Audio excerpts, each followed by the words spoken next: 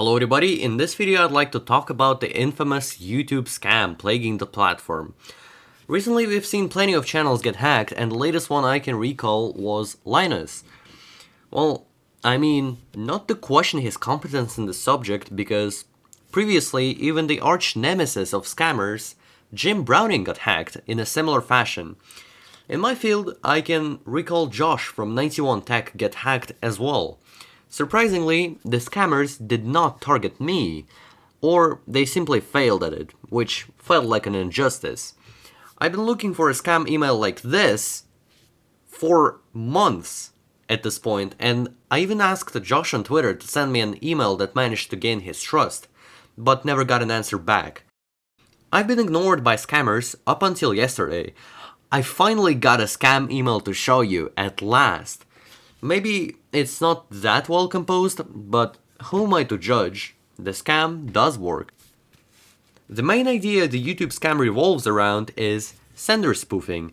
For instance, the email I got here arrived from noreply@youtube.com, and it's even mailed by Google and signed by YouTube, which is perfectly fine. That's how YouTube emails arrive. How would you not trust such a message? Well, for one thing, the email doesn't look authentic at all. Even though the sender is presumably YouTube, I still wouldn't trust this message. Let's go ahead and read it actually. Changes in YouTube rules and policies. Check the description. By YouTube team. If you received this message, you need to confirm the new monetization policy and rules. Please use the link below to download the document and confirm the rules by clicking on the link in the document. Also, the document is attached to the email. Oh my god, what a freaking disaster of English. This document is for private access only, YouTube content creators, so it is password protected. The password is 74631. Download document for Windows. There's a Google Drive link right here. What about Linux or Mac OS users? We've got plenty of those, huh? What about them? Please note that if you do not confirm these rules, your access will be restricted in 7 days, including uploading new videos, editing old videos, receiving monetization, and receiving earned monetization funds. Oh, threatening. So this scam is kinda low tier and is targeted at more security illiterate people, because I don't think anyone is going to download and run a file on their computer.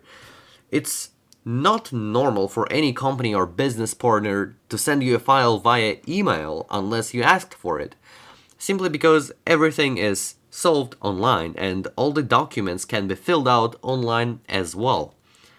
It's too bad companies haven't promoted the no downloading email rule as much as no password sharing.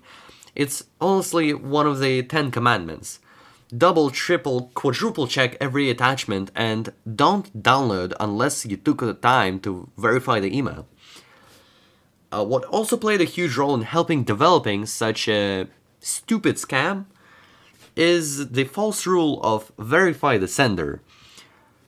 The correct sender doesn't necessarily verify the email authenticity, as shown by the email here. We've got an email from YouTube telling us to download a malicious file, potentially. As for the email itself, I'm going to disclose you the secret formula the scam employed, and it's really simple. They just shared a video with an account associated with my business email address.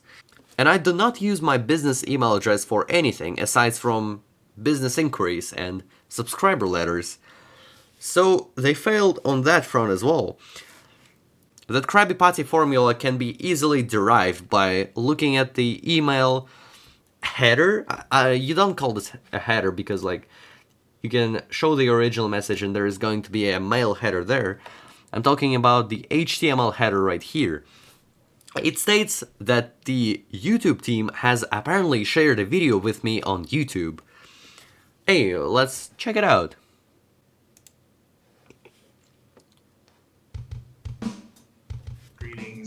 Dear YouTube creator, I'm Sundar Pichai, the Yo, what's up, CEO Sundar? of Google. You are receiving this message because YouTube is changing its community rules No and way. monetization policy due to the current situation in the world, we have been forced to change the rates for views and statistics you need to confirm the new rules in the attachment to this video so that you can continue to use the service. New rules to the attachment of this video. So need to confirm the new rules. If your channel is monetized, to avoid losing monetization, if you do not do this, you will not be able to upload videos to your account and will be disabled from the YouTube monetization system for 7 days. Please follow the new community rules to avoid this. Thank you for your... Did you just hear? I'm going to be disabled from the YouTube monetization system for 7 days. Man, what if the week passes? Am I good? Or what the hell? Let's hear him out again. Disabled from the YouTube monetization system for 7 days. Only for 7 days. Not in 7 days. Just for 7 days. Please follow the new community rules to avoid this. Thank you for your attention. I will, my great man. Sunder, or whoever you are, the CEO of Google and Alphabet, Sunder Pichai. Let's actually Google that. CEO of Google. Sunder Pichai, that's right.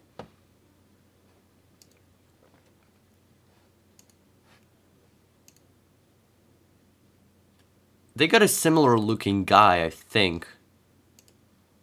And he's looking really, really similar to the actual CEO of Google. Look, there's almost no difference whatsoever. But the video quality is like 720p, so you can't see crap. I have to download the document for Windows, the password is here. Back to the email we go. So clearly the scammers leverage the following thought process. YouTube staff upload videos on their Creator Insider channel. So that's not exactly out of ordinary for YouTube to communicate with content creators and announce important changes to their platform, on their platform. It's just an unfortunate coincidence that sharing a video with someone yields a notification practically indistinguishable to important system notifications YouTube sends to other creators. Actually, I'm going to edit in a real copyright notification. Go ahead and compare it with the scam mail we got here. Sure, some subtle details are different, but the layout doesn't really change across the email notifications. I think they just designed them a while ago when private video sharing wasn't a thing yet, and email notifications were only used for system messages. As the time passed, features rolled in, they just used the same design and didn't expect such a scam in hindsight. Well, that has to be fixed as soon as possible to stop the scammers from stealing channels from our gold nuggets who don't exercise security precautions. I also think it's important content creators that got scammed share their experience so that others can learn from their mistakes. That's valuable experience, even though it's shameful, and sharing is caring. In any case, that's all I got for you with the email, but it wouldn't be an Enderman video if we didn't download and run the file just for fun. I did already analyze that file and it contains an anti-VM, so for the showcasing purposes I will boot up my anti-VM machine. Alright, we're here, and here is the link to that file. I use the link shortener because I don't have drag and drop in that VM for obvious reasons. Alright, give me the file. There we go. Password 74631, modified policy rules YouTube. The archive is 6 megabytes long, look how quickly it downloaded, but the file itself is 700. Look at that. What a discrepancy. That means the file is filled with garbage. I can hear you ask why already. The reason for garbage padding is so that you can send the file for cloud analysis. Sites like VirusTotal or Hybrid Analysis will 100% reject that file because of its size. Let's unpack it. 74631. Modified policy rules YouTube.scr. Damn, I haven't seen that trick being used in so long. Okay, so for those of you who don't know, you can actually freely change the extension of any executable file on your computer to SCR or COM. The reason that works is because screensavers are basically executables that you run, and due to legacy decisions, they made a separate association for screensavers. Whereas we get multiple context menu items like configure, install, and test. Whereas on executables, it's not a thing. They used to be big during the CRT era, but they are essentially no longer used, and that's what the scammers use here. If you rename it to a COM file, it's going to treat it like an MS-DOS executable. But Win32 executables are compatible with MS-DOS executables, and so it will for sure run. So here you have two of the same executables, but with different types due to associations. One of them is a screensaver, one of them is an MS-DOS application. But in reality, it's just an exe. This is why scammers resorted to an SCR extension. I'm sure they would have done something like rulesyoutube.com to make it look more plausible if it showed a PDF icon, but it doesn't, so they instead had to use SCR, not SRC, it's SCR. There you go. Of course, it's a fake PDF, and running it, we don't see any output aside from a console. This is when we know our goose is cooked and it's too late to go back. The best course of action in case you run such an executable is to force shut off the computer immediately, no waiting. Each second more data is uploaded to the scammer. Once you shut off the computer, you have to reset each one of your passwords using your phone or a tablet, basically an uninfected device. Good luck with that. And finally, you boot into safe mode without networking, install an antivirus, and go from there. Simple, yet atrocious.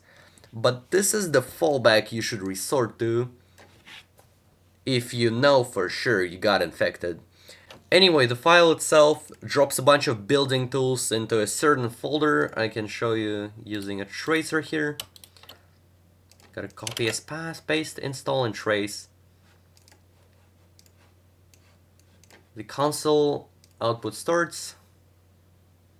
There you go. We find a directory where it drops everything. I go ahead and copy that.